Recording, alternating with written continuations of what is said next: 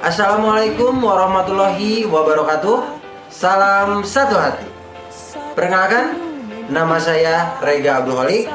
Saya dari Teknik dan Bisnis Sepeda Motor SMK Miftahul Salam Ciamis.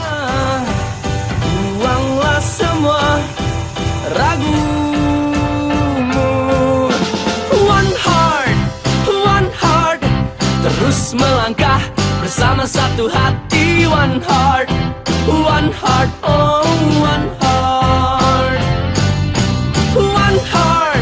One heart.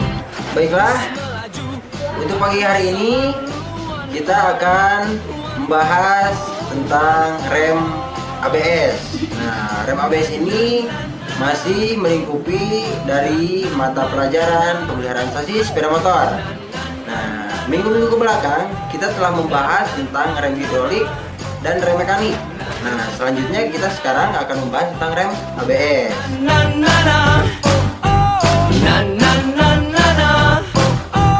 Jadi dari namanya saja kita harus sudah tahu untuk ABS itu apa sih?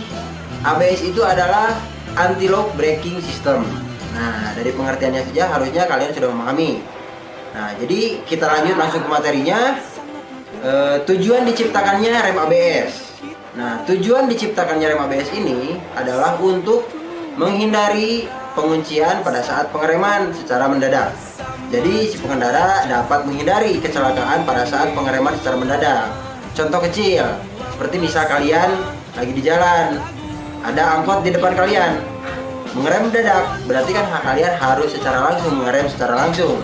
Nah, di sana untuk sistem rem ini akan berfungsi sebagai apa? Sebagai sensorik untuk menghindari penguncian pada saat pengereman secara mendadak oleh kalian dan menghindari kecelakaan pada saat berkendara. Kita lanjut pembahasan mengenai rem ABS, langsung ke fungsi dan sistem ataupun cara kerja rem ABS. Nah, jadi sistem rem ABS ini memiliki sistem yang mengontrol tekanan minyak untuk setiap master silindernya ke setiap silinder roda. Nah, contohnya untuk konstruksi ABS-nya bisa lihat di bagian atas. Nah, jadi konstruksinya itu ada sensor. Sensor di sini untuk melihat kecepatan ataupun mengukur kecepatan putaran roda. Terus ABS kontrol modul. ABS kontrol modul ini di sini untuk komputasi dan kontrol juga, controlling dari sistem ini. Terus ada hydraulic unit. Hydraulic unit di sini sebagai pengaturan tekanan rem. Terus master cylinder.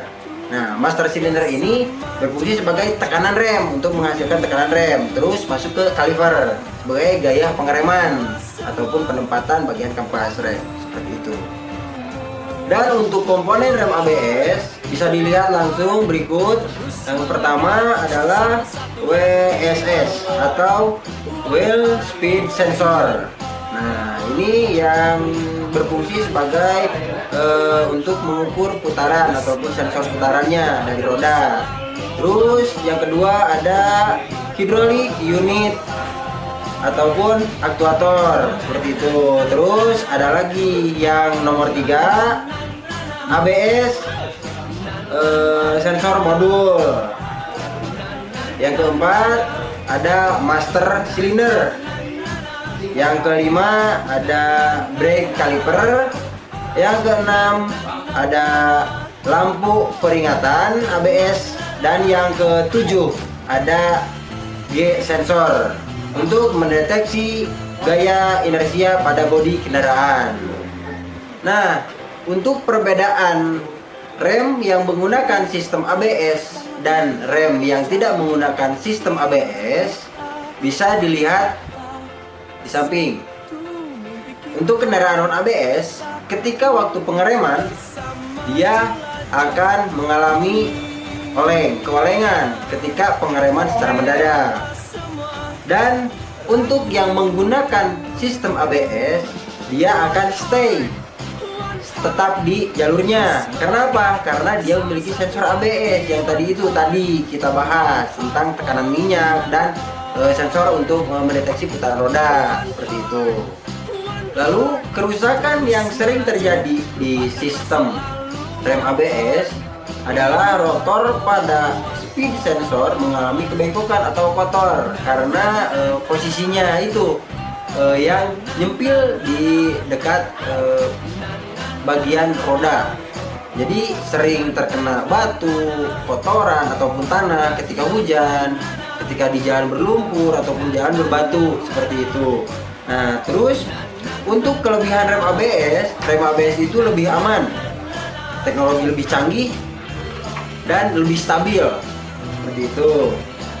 Dan untuk kekurangan dari rem ABS, tidak maksimum pada jalan yang tidak rata. Nah, jadi kekurangannya itu sistem rem ABS ini mungkin bisa dibilang kurang baik ataupun bisa saja tidak berfungsi sama sekali pada jalan yang bergelombang ataupun jalan yang rusak ataupun jalan berlumpur.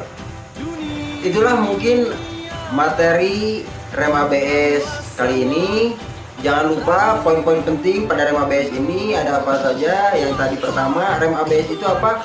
Anti-lock braking system. Fungsinya sebagai apa? Sebagai sensor yang mendeteksi ketika pengereman secara mendadak agar tidak terjadi penguncian.